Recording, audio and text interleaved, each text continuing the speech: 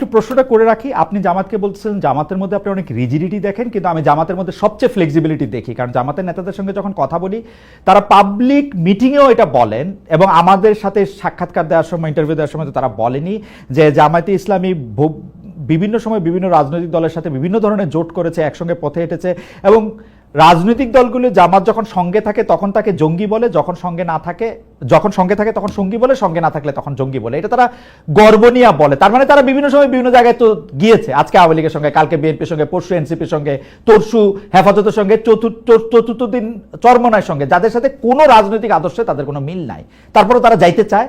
সেজন্য আমি তাদের মধ্যে ফ্লেক্সিবিলিটি দেখি। আপনি নিশ্চয়ই বলবেন, আমরা একটু ব্যারিস্টার ফারহানার কাছ থেকে, জি আপনি কি কিছু বলতে চাচ্ছেন? নিশ্চয় বলেন। আমি কি এক লাইন এবং একটা প্রশ্নের মাধ্যমে এর উত্তর দিব? জি বলেন। আল্লাহর দুনিয়া সবার কাছে মারা খাওয়া কি পলিটিক্যাল ম্যাচুরিটি? আমি আপনার কথা বুঝতে পারি না, আপনি কি একটু সত্যিকারের বাংলা ভাষায় একটু কথা বলতে পারেন? আমি জানি না আপনি মানে একটু চেষ্টা করবেন কিনা যে এটা যাতে আরো, এটা একটা ফ্যামিলি প্রোগ্রাম, এবং এই প্রোগ্রামের মধ্যে মানে আমার কাছে এগুলি কুলনেস লাগে না আর কি। আমি মারা খাওয়া বলেছি, আমার মনে হয় না যেটা, আমি জানি না, আমি এটা মানে জানি না, আপনি যেটা বোঝা যায়। আপনি যদি আপনার অনুমতি নিয়ে কি একটা প্রশ্ন করতে পারি, যে আপনি কি ওই দুইটা ঘটনা মাথায় রাখতেছেন যে জামায়াতে ইসলামের শীর্ষ নেতারা লন্ডনে গিয়ে বিএনপির শীর্ষ নেতাদের সাথে দেখা করে এসে তারা বলছেন যে তারা কবে নির্বাচন চান, এটি একটি মানে বড় প্রেক্ষাপটে। আর ছোট প্রেক্ষাপটে আমি যদি আপনার যেটি বোতল ছুঁড়ে মারার প্রসঙ্গে আপনার ফেসবুক স্ট্যাটাসে উজ্জ্ব করি, সেখানে আপনি একটি দেখবেন যে আপনিই বলছেন জাসির একটি অংশ মাহফুজের উপর বোতল ছুঁড়ে মারাকে সেলিব্রেট করছে। তো যারা সেলিব্রেট করছে তাদেরকেই তো লোকে ভাববে যে এরা এই কাজটি করেছে, তাই না? ওইটাও যদি একটু বলেন যে আপনি এলিয়েনেটেড করছে জামাত ইসলামী সবাইকে বলছেন, কিন্তু আমি তো দেখতে পাচ্ছি যে জামাত ইসলামী তো বিএনপির সাথে সম্পর্ক পুনর্গঠন, প্রকাশ্যে আড়ালে আলোচনা, এনসিপির সাথেও প্রকাশ্যে সামনে আলোচনা, সেটা কোনোটাই তো আড়ালে করতেছে না। জামাত ইসলামী তো চেষ্টা করতেছে সবার সাথে মিলেমিশে থাকার। আপনি জগন্নাথ বিশ্ববিদ্যালয়ের বর্তমান সরকারের একজন উপদেষ্টা যারা মাহফুজ আলমের মাথায় বোতল ছুঁড়ে মারা নিয়ে আপনি বলেছেন, আমি আপনাকে কোট করছি, বোতল কে ছুঁড়ে মেরেছে তা তো মুখ্য না, কোনোদিনই মুখ্য ছিল না, মুখ্য হচ্ছে এটা নিয়ে যে রাজনীতি হবে সেটা। জাসি দায়ী, অর্থাৎ আপনি বোধহয় জামাত শিবিরকে বলেছেন, এই কারণে যে আপনি পরিষ্কার করবেন সেটা, জাসি বোতল ছুঁড়ে মেরেছে, জাসি দায়ী কারণ জাসি সবাইকে শত্রুতে পরিণত করেছে, এমন কেউ আর অবশিষ্ট নাই যে জাসির পক্ষে কথা বলবে। লাস্ট আপনি বলছেন যদি সবাই মিলে একটা মিথ্যাকে সত্য বলে তাহলে মিথ্যাই সত্য, জাসি সত্যটা বোঝে নাই জন্য শাহবাগে হেরেছে, আবার হারবে। আপনি যদি একটু আমাদের ব্যাখ্যা করেন, জাসি বলতে আপনি নিশ্চয়ই জামাত শিবিরকে, আমার মনে হচ্ছে যে আপনি নিশ্চয়ই জামাত শিবিরকে বুঝিয়েছেন, আপনি এটা যদি একটু আমাদেরকে ব্যাখ্যা করেন, এই বোতল ছুঁড়ে মারা রাজনীতিটা যদি আমাদেরকে একটু বলেন, জনাব মোহাম্মদ ইশরাক। আচ্ছা, তো বোতল ছুঁড়ে মারা নিয়ে যে বিষয়টা হলো, প্রথমে জগন্নাথ বিশ্ববিদ্যালয়ের ছাত্রছাত্রীরা তারা আন্দোলন করছিল, তাদের 3টা দাবি ছিল, 3 দফা দাবি ছিল, সেই দাবিতে তারা আন্দোলন করছিল, এবং আন্দোলন করার এক পর্যায়ে সেখানে একজন উপদেষ্টা তিনি আসলেন ছাত্রদের সাথে কমিউনিকেট করতে। তো তিনি যখন কথা বলছিলেন তখন সাংবাদিকরাও ছিল, তখন হুট করে একজন বোতল ছুঁড়ে মারলো, পানির বোতল, প্লাস্টিকের, খানিকটা হয়তো পানিও ছিল, তারপর সেটা তার মাথায় যেয়ে লাগলো। তো এরপর তিনি সেখান থেকে চলে গেলেন, এবং চলে যাওয়ার পর উনি ইনফরমালি এবং ইনডাইরেক্টলি, এবং ওনার যে সংগঠন আছে, ছাত্র সংগঠন আছে, তারা ইনডাইরেক্টলি এবং ইনফরমালি ডাইরেক্টলি তারা এটাকে জামাত শিবিরের উপর ব্লেম করলো। আজকে আমরা জানতে পারলাম যে ছেলেটা হচ্ছে, তাকে ডিবি কার্যালয়ে নিয়ে যাওয়া হয়েছিল, পরে সেই উপদেষ্টা তাকে ছাড়িয়ে নিয়েছেন ওর সামথিং এরকম কিছু একটা হয়েছে। বাট গত কয়েকদিন, 1-2 দিন আপনার এই পুরো বিষয়টা জামাত শিবিরের উপর দায় চাপানোর একটা বিষয় ছিল। তো সে সময় জামাত শিবির যে কাজটা করলো, তারা বিভিন্ন ধরনের ফ্যাক্ট এবং বিভিন্ন ধরনের তথ্য সামনে আনার মাধ্যমে তারা বোঝানোর চেষ্টা করলো যে এই কাজটার সাথে তারা জড়িত না। কিন্তু আমি যেহেতু অ্যান্টি ফাউন্ডেশনাল স্কুল অফ থটে বিশ্বাস করি এবং এসেনশিয়ালিস্ট নোশনের বাহিরে, তো আমি মনে করি যে আসলে রাজনীতি এইভাবে সত্য দিয়ে বা ফ্যাক্ট দিয়ে হয় না। এখানে পারসেপশন এবং ট্রুথ এই দুটো মিলেমিশে একাকার হয়ে যায়। 5ই আগস্টের পর থেকে বাংলাদেশের সবচেয়ে বাজে রাজনীতি করেছে জামাত শিবির, অথচ জামাত শিবিরের জন্য 5ই আগস্টের পর থেকে সবচেয়ে ভালো রাজনৈতিক ময়দান ছিল। আমার জন্মের পর থেকে সম্ভবত আমি কখনো, বা আমার বোধ বুদ্ধি হওয়ার পর থেকে আমি কখনো জামাত শিবিরের জন্য এত ভালো পলিটিক্যাল ফিল্ড কখনো দেখিনি। কিন্তু তারা যেটা করেছে, তারা সকল পক্ষকে, রাজনৈতিক পক্ষকে তারা এলিয়েনেট করেছে। ধরেন বিএনপির কথা ধরেন, BNP is a mature political party, দীর্ঘদিন ধরে তারা রাজনীতি করেছে, রাষ্ট্র ক্ষমতায় বহুবার ছিল, তারা কিন্তু বিভিন্ন জনের সাথে ফর্মাল ইনফর্মাল অ্যালায়েন্সে আছে। সো বিএনপির পক্ষে শুধুমাত্র বিএনপি না, বিএনপির বাহিরেও আরো অনেকে কথা বলছে, এবং বিএনপি যেহেতু গভর্নমেন্ট ইন ওয়েটিং, তাই বিএনপির পক্ষে কথা বলার জন্য অনেকের মধ্যে একটু উস্কুসো করে। কিন্তু জামাত শিবির তারা বর্তমান প্রেক্ষাপটে বা 5ই আগস্ট পরবর্তী প্রেক্ষাপটে তারা যদিও দ্বিতীয় বৃহত্তম দলে পরিণত হলো, সে সময় তাদের সামনে কিন্তু সুযোগ ছিল এরকম একটা অ্যালায়েন্স করে, একটা বিরোধী জোট বা হচ্ছে একটা দ্বিতীয়, বিএনপি একটা শক্তি, তারপর তারা আর একটা শক্তিতে পরিণত হবে, বাট তারা কিন্তু কোনোখানে তারা অ্যালায়েন্সে যায় নাই। প্রথমে তারা এনসিপির সাথে পরকীয়া করেছে, কোনো ফর্মাল আন্ডারস্ট্যান্ডিং এ যায়নি, তারা কোনো লিখিত কোনো চুক্তি না, সামনাসামনি প্রকাশ্য কোনো জোটে না, কোনো কিছুতে যায়নি। এখন তারা অনেকে বিট্রেড ফিল করছে যে এনসিপি এখন আওয়ামী লীগ নিষিদ্ধ হওয়ার পর কেন জামাত শিবিরের বিরুদ্ধে ক্ষুব্ধ হলো। তো এই যে জামাত শিবিরের ভুল রাজনীতি, তারা কাউকে কারোর সাথে তারা গাঁটছড়া বাঁধে নাই, তারা কোনো কোয়ালিশন করে নাই, তারা কোনো অ্যালায়েন্স বিল্ড করে নাই, এর ফলে যেটা হয়েছে জামাত শিবির রাজনীতিতে একা হয়ে গেছে। এখন সবাই জামাত শিবিরকে অ্যাটাক করছে এবং জামাত শিবির এটাকে ট্রুথ দিয়ে, সত্য দিয়ে মোকাবেলা করছে। জনাব ইশাক আহমেদ, আপনার অনুমতি নিয়ে কি একটা প্রশ্ন করতে পারি, যে আপনি কি ওই দুইটা ঘটনা মাথায় রাখতেছেন, যে জামায়াতে ইসলামের শীর্ষ নেতারা লন্ডনে গিয়ে বিএনপির শীর্ষ নেতাদের সাথে দেখা করে এসেছেন, এসে তারা বলছেন যে তারা কবে নির্বাচন চান, এটি একটি মানে বড় প্রেক্ষাপটে। আর ছোট প্রেক্ষাপটে আমি যদি আপনার মানে যেটি বোতল ছুঁড়ে মারার প্রসঙ্গে আপনার ফেসবুক স্ট্যাটাসই উজ্জ্বল করি, সেখানে আপনি একটি দেখবেন যে আপনি বলছেন জাসির একটি অংশ মাহফুজের উপর বোতল ছুঁড়ে মারাকে সেলিব্রেট করছে। তো যারা সেলিব্রেট করছে তাদেরকেই তো লোকে ভাববে যে এরা এই কাজটি করেছে, তাই না? সেলিব্রেট করা আর কাজটা করা, এটার মধ্যে তো একটা সিগনিফিক্যান্ট ডিফারেন্স আছে। সো এবং শুধুমাত্র যে তারাই সেলিব্রেট করেছে বিষয়টা এরকম না, আরো অনেকেই সেলিব্রেট করেছে, কিন্তু যারা সেলিব্রেট করেছে তাদের মধ্যে তাদেরও একটা অংশ ছিল। সো কিন্তু এই যে কেন, তো এই যে বাকিরা যারা সেলিব্রেট করলো তাদের প্রতি কেন তীরটা নিক্ষেপ হলো না, কেন সন্দেহের তীরটা তাদের দিকে কেন গেল না, কেন এদের দিকে গেল? এটা হচ্ছে আপনার তাদের পলিটিক্স।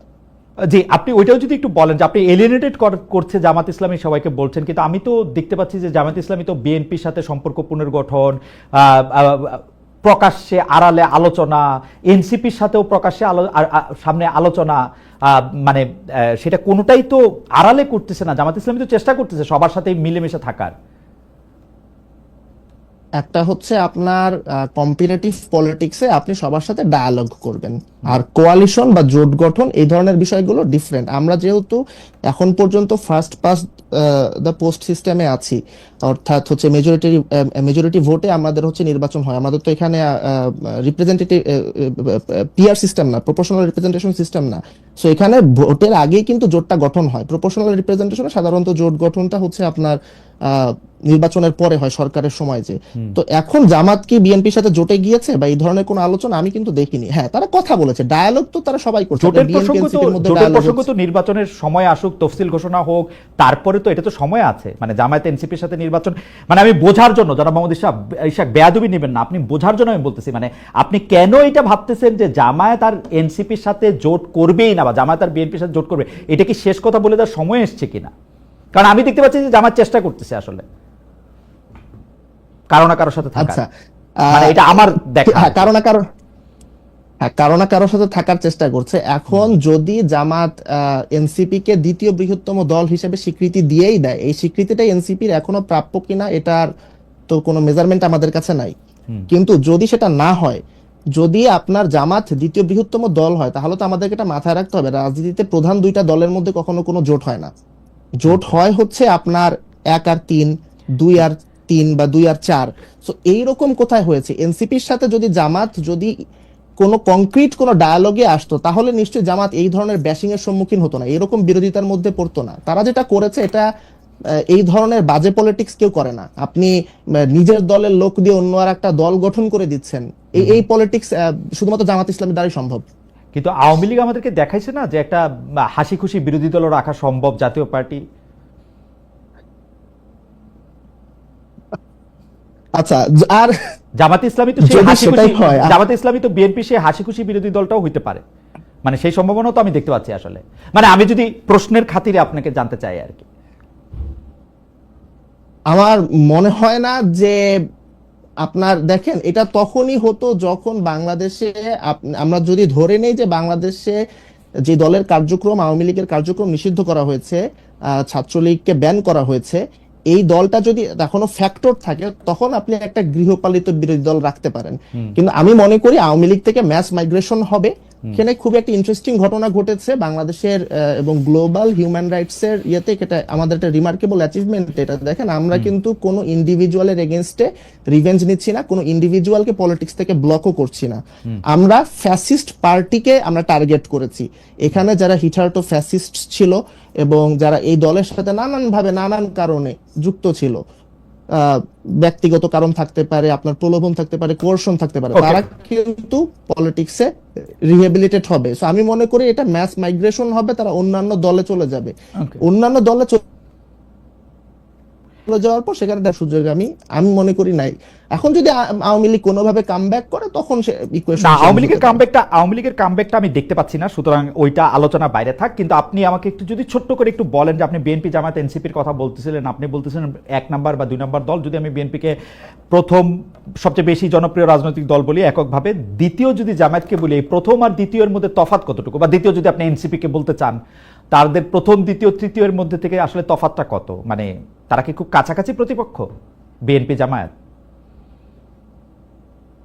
এনসিপি? Not necessarily. আপনার বিএনপি খুবই ম্যাচিউর একটা পলিটিক্যাল পার্টি, তারা রাষ্ট্র ক্ষমতায় বহুবার থেকেছে।